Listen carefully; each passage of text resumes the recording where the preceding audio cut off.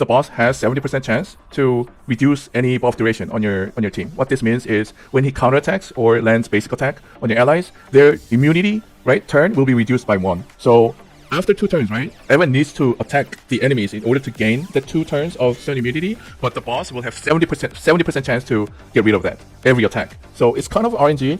And for the front row, boss has this passive that weaken whoever is in the front row. What it does is that it decreases all attack by 90%, decreases all damage delta by 90%, and decreases defense by 40%. I don't think it really matters as long as you don't have your DPS in the front row. The biggest loss for the front row is the 90% attack and 90% damage delta.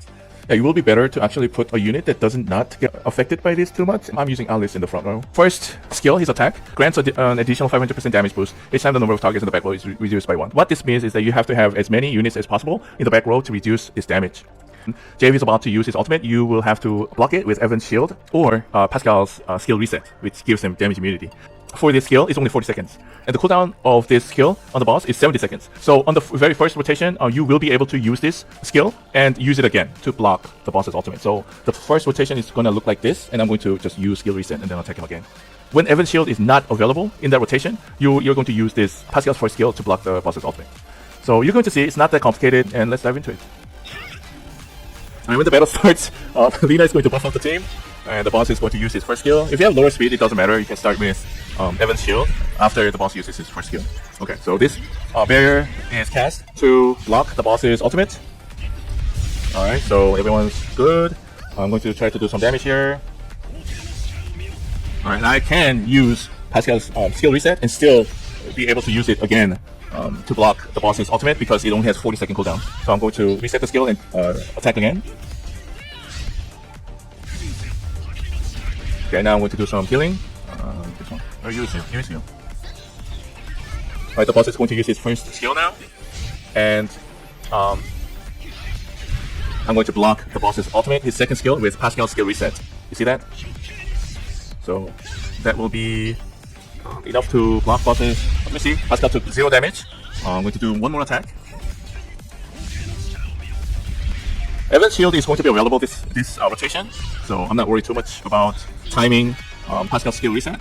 So whenever this is up, I'm just going to use it and do more damage to the boss.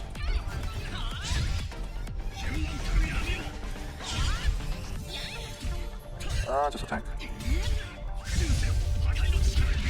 Okay, the boss is going to use his first skill and see that 15-second mark. So I'm going to cast Evan's shield to block the boss's ultimate this time. Okay, the boss is going to use his second skill.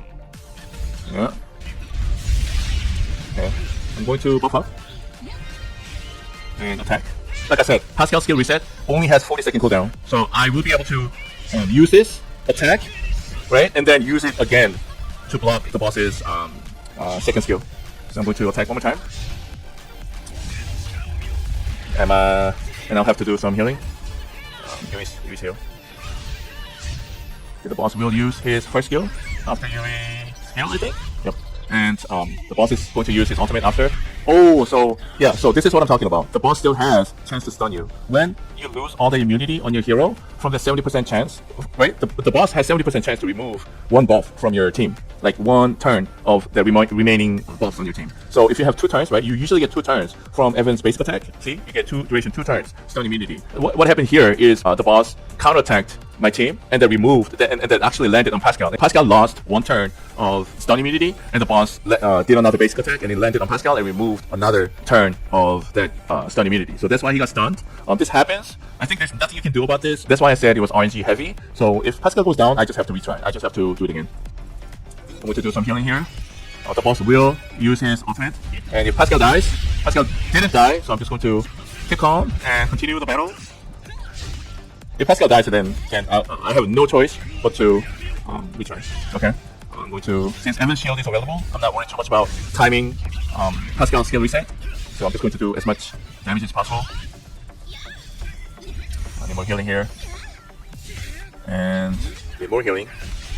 And I see that 15-second. See that 15-second here? The boss's ultimate, boss's second skill. I'm going to queue up Evan's shield. Okay, so the Evan's shield is going to be up next turn. The boss is going to use his ultimate, but most of the damage will be absorbed. Hopefully. Okay, yes it was.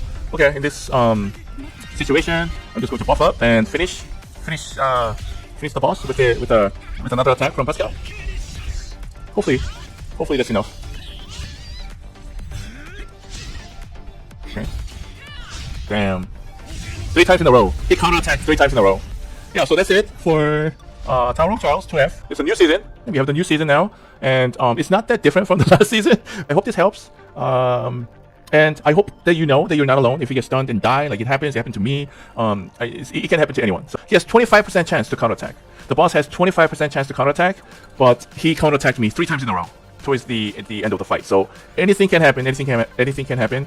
If you ever die, it's not because you're doing something wrong. It's just because you're in a bad RNG situation. That's pretty much it, really. So that was it for Tower of Trials 2F, and I hope this helps. And that's it for this one.